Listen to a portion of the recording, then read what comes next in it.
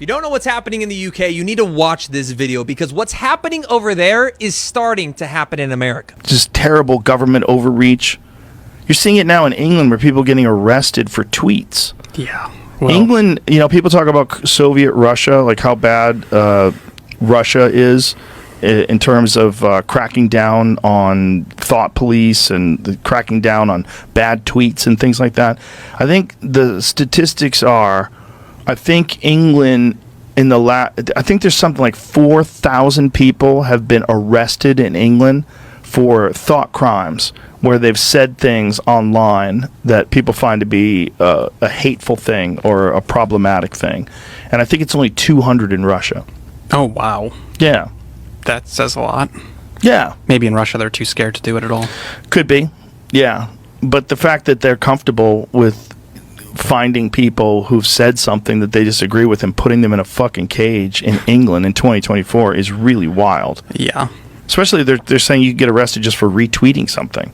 The offence of incitement to racial hatred involves publishing or distributing material which is insulting or abusive, which is intended to or likely to start racial hatred. And by the way, Tim Walz, your running mate to Harris, believes the same exact thing as the UK. I think we need to push back on this. There's no guarantee to free speech on misinformation or hate speech, and especially around our democracy. But it continues. So if you retweet that, then you're republishing that, and then potentially you're committing that offence. And we do have dedicated police officers who are scouring social media. Their job is to look for this material. And then follow up with identification arrests and so forth. So it's a really, really serious. People might think they're not doing anything harmful. They are, and the consequences will be visited upon them. Here's the problem with that. Even if you say, yeah, well, people shouldn't tweet hateful things.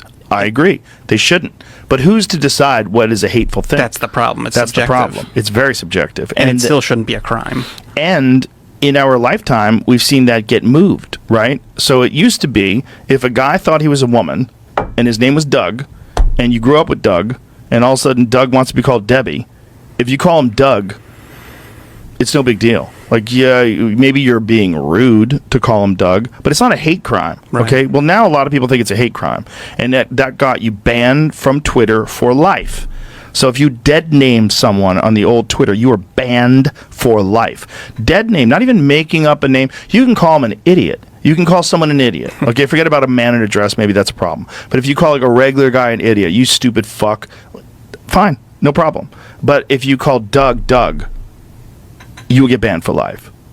Yeah, we are in a very bad place in the United States right now. And if you guys do not see what is coming, and if you guys do not take this into consideration, and of course what is coming up in November, you very well could be in the same place as a lot of people in the UK just next year. I don't care, and nobody should ever care.